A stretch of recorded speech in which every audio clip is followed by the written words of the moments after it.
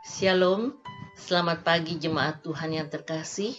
Firman Tuhan pagi ini saya awali dari 1 Petrus 3 ayat 10.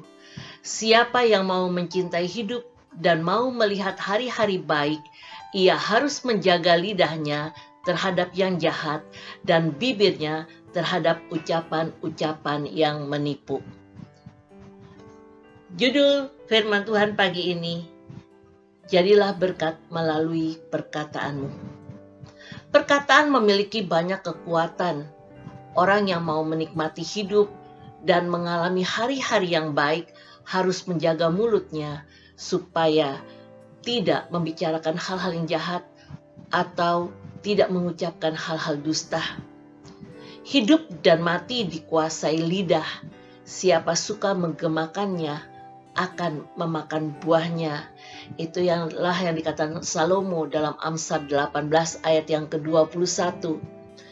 Kata-kata kita mempengaruhi hidup kita dan memiliki kuasa bahkan atas hidup dan mati.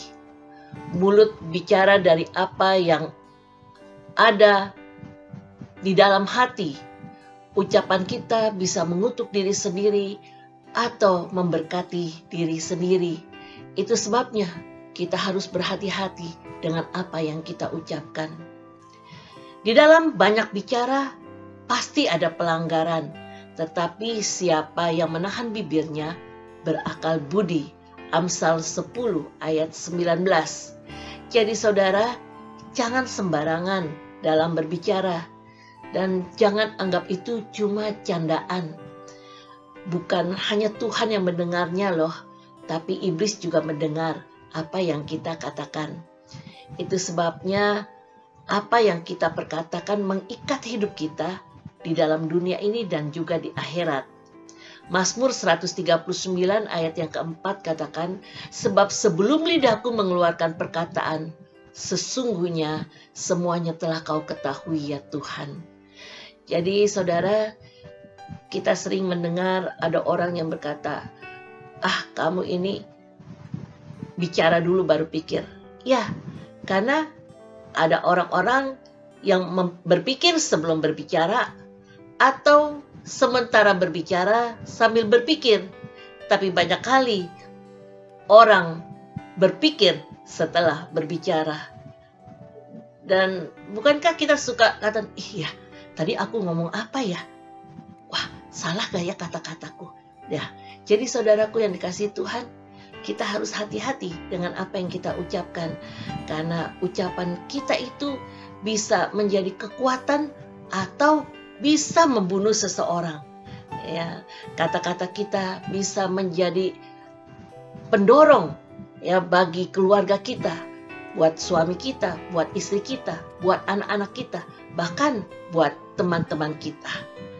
Oleh sebab itu saudaraku yang dikasihi Tuhan, mari kuasailah lidahmu dan apa yang kau katakan, karena perkataan itu bisa membawa dampak fisik dan juga emosi.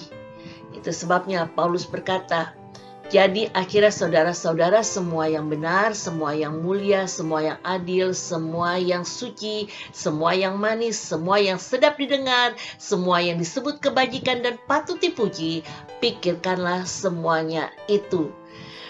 Dan apa yang telah kamu terima, apa yang telah kamu pelajari, dan apa yang telah kamu dengar, dan apa yang telah kamu lihat padaku, lakukanlah itu. Maka Allah sumber damai sejahtera akan menyertai kamu. Alhasil, hidup kita akan menjadi lebih berarti dan lebih bermakna. Sebab setiap hari kita senantiasa dipenuhi oleh damai sejahtera dan sukacita. Hidup kita memberi dampak yang positif bagi orang-orang di sekitar kita. Karena kata-kata kita menjadi berkat. Amin. Mari kita berdoa. Tuhan Yesus, tolong kami di dalam setiap kami berkata-kata. Engkau pimpin kami Tuhan, supaya kami boleh menjadi berkat bagi orang-orang yang ada di sekeliling kami.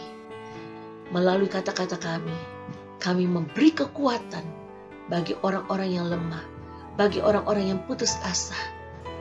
Tuhan, biarlah hikmat-Mu menyertai kami, sehingga kami juga lebih baik menjadi orang yang banyak mendengar daripada berkata-kata.